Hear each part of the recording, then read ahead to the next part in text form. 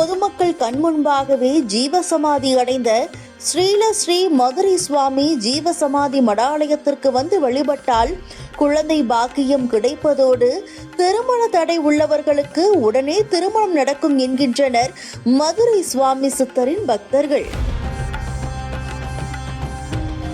சென்னை மாதவரம் நெடுஞ்சாலை பெரம்பூரில் உள்ளது ஸ்ரீ மதுரை சுவாமி ஜீவசமாதி மடாலயம். இந்த ஜீவசமாதியில் மாதந்தோறும் அமாவாசை பௌர்ணமி நாட்களில் சிறப்பு பூஜைகள் நடத்தப்படுகிறது. தெய்வீகமான மென்மையான மற்றும் அற்புத நறுமணம் வீச துர்கா அகர்பத்தி நிறுவனத்தின் ஜவ்வாது பேஸ்டை வாங்குங்கள். இதை பூஜை அறைகளில் பயன்படுத்தி ஆத்ம திருப்தியை பெறுங்கள். தொடர்புக்கு 9840095015 9884895015. இந்த ஜீவசமாதிக்கு ஏராளமான பொதுமக்களும் பக்தர்களும் வந்து வழிபட்டு செல்கின்றனர். இந்த மடாலயத்தில் சமாதியான ஸ்ரீ மதுரை சுவாமிகள் கடந்த 1901ஆம் ஆண்டு ஜீவ சமாதியானதாக கல்வெட்டு உள்ளது. மதுரையைச் சேர்ந்த மதுரை சுவாமிகள் கடந்த 1900ஆம் ஆண்டுக்கு முன்பு மதுரையில் இருந்து பெரம்பூரில் உள்ள இந்த இடத்திற்கு வந்துள்ளார். கோயில் அருகே துணி துவைக்கும் இடமாக இருந்துள்ளது. துணி துவைக்கும் பகுதிக்கு வந்து மதுரை சுவாமிகள் தங்கி இருந்துள்ளார்.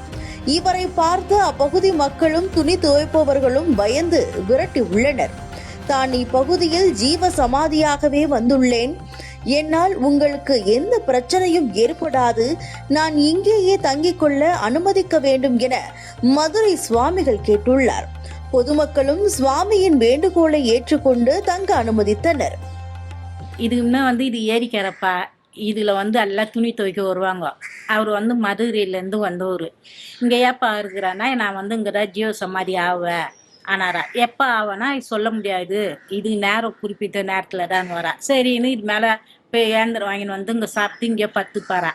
எல்லாம் துணி துவைக்கணும். எல்லாம் ஒரு 4 பேரை கூப்பிட்டாரா. சரி 4 பேர் வந்தாங்களா. வந்தோன்னே இந்த பாறையை வனார் பாறையை எடுத்து என் மேலே மூடணுன்னாங்களா. அவங்க சொன்னாங்களா, என்னால் முடியாது, இல்லை நீங்கள் வாங்க எனக்கு மூடுங்க, நான் என்னால் முடிஞ்சு நான் தரேன்னுக்குறேன். 4 பேர் வந்தாங்களா. 4 பேர் கேட்டுடலாம் கொடுத்தாங்களாம். ஒருத்தர் வரைக்கும் என்ன செஞ்சாரா, அவர் சாமியார் இல்லை, அவர் சும்மா சொல்கிறாரு, நான் இதை மாற்றலை, நான் அப்படியே வச்சுன்னுக்குறேன்னால. சரின்னு என்ன செஞ்சாங்க, 3 பேரை போய் மாற்றின்னு வந்துட்டாங்களாம். இந்த ஆள் கையிலே வச்சுருந்தாரா. இதான் விபூதியெல்லாம் கொடுத்தாரா. விபூதியாக மண்ணா தெரியல, இதை அப்படியே வச்சுருந்தாரா. அப்புறம் 3 வாட்டி போய் மூணுனாங்களா, மூட முடியல. 2 வாட்டி மூணுனா ஏஞ்சி வந்துட்டாரா. 3ஆவது வாட்டி எங்களால் முடியல, எங்களுக்கு பலுவாக இருக்குன்னா, இல்லைப்பா நீ மூடிடு, இது நான் லாஸ்ட்டு என்கிட்ட இப்போ கல்வெட்டில் ஏறித்தாரா. இந்த தரையிலே இதப்போல் மாசி அமாவாசைக்கு தான் எனக்கு செய்யணும், இதால் உங்கள் சொந்த காசில் செய்யக்கூடாது, 4 பேருக்கிட்ட வசூல் பண்ணி நீங்கள் செய்யணும், நான் அவர் ஏறி வச்சு தரேன். எங்கள் தாத்தா இருக்கிற வரைக்கும் இது பண்ணியிருந்தார். எங்கள் தாத்தாக்கு பின்னால் எங்கள் அப்பா பண்ணார். இப்போ எங்கள் அப்பாவுக்கு பின்னால் நான். இங்கு தங்கியிருந்த போது ஏராளமான சொத்து வேலைகளை காட்டி அப்பகுதி மக்களுக்கு ஆச்சரியத்தை ஏற்படுத்தி வந்துள்ளார். 1900ஆம் ஆண்டு கடும் பஞ்சம் ஏற்பட்ட நிலையில் பொதுமக்களின் உணவு பஞ்சத்தை போக்க தனது சித்து வேலைகளால் உணவை வரவழைத்து கொடுத்துள்ளார். ஒரு கட்டத்தில் தான் ஜீவ சமாதியாக விரும்புவதாக கூறி ஒரு குழியை அமைத்துள்ளார். அந்த குழியை பெருங்கருங்கற்களால் மூட வேண்டும் என அப்பகுதி மக்களை கேட்டுள்ளார். இதற்கு பொதுமக்கள் பயந்து போனதால் தான் குழிக்குள் சென்று அமர்ந்ததும் கருங்கற்களால் குழியை மூடிவிட வேண்டும், சில மணி நேரத்திற்குள் தான் குழிக்குள் இருந்து வெளியே வந்து விடுவேன் என கூறியுள்ளார் மதுரை சுவாமி சித்தர். இதன்படி மதுரை சுவாமி குழிக்குள் சென்றதும் கருங்கற்களால் குழியை மூடிவிட்டனர்.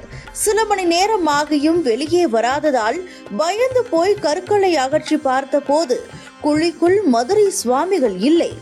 இதன் பிறகே சித்தர் மாயமாய் மறைந்து போனது ஜீவ சமாதி அடைந்து விட்டதும் தெரிந்து பொதுமக்கள் ஆச்சரியம் அடைந்தனர். இதன் பிறகு ஸ்ரீ மதுரை சுவாமிகளுக்கு ஜீவ சமாதி அமைத்து வழிபட தொடங்கினர். எங்கள் அப்பா சொன்னது, இவர் இங்கே மதுரையிலேருந்து இங்கே யாசகம் வாங்கி சாப்பிட்டுக்கிட்டு இருந்தாங்களாம். எங்கள் அப்பாவுக்கு தாத்தா சொல்லியிருக்காங்க. அதான் எங்கள் அப்பா சொன்னாங்க, எங்களுக்கு யாசகம் வாங்கி சாப்பிட்டுக்கணும் கொண்டுன்னு இருக்கும்போது இங்கே துணி துவைக்கிறவங்க என்ன பண்ணாங்களா, யாரோ இங்கே இருக்கிறாருப்பா கொஞ்சம் வாங்க அப்படின்னோடனே எல்லாரும் பார்த்தேன். நான் மதுரையிலேருந்து வந்தேன், ஐயாவோட சிவன் பக்தன். நான் இங்கேருந்து நான் யாருக்கும் தொல்லை கொடுக்க மாட்டேன், நான் பாட்டுக்கு நான் இது பண்ணிருக்கேன், யாசகம் வாங்கி சாப்பிட்டுக்கணும் எல்லாருக்கும் இது பண்ணி கொடுத்துன்னு போயினேன். லாஸ்ட்டும் 1901 ஜீவசமாதி எல்லாருக்கும் அப்போ பஞ்சம், அவங்கவுங்களுக்கு என்ன தேவையோ அதெல்லாம் நிறைவேற்றி கொடுத்துருக்குறாரு.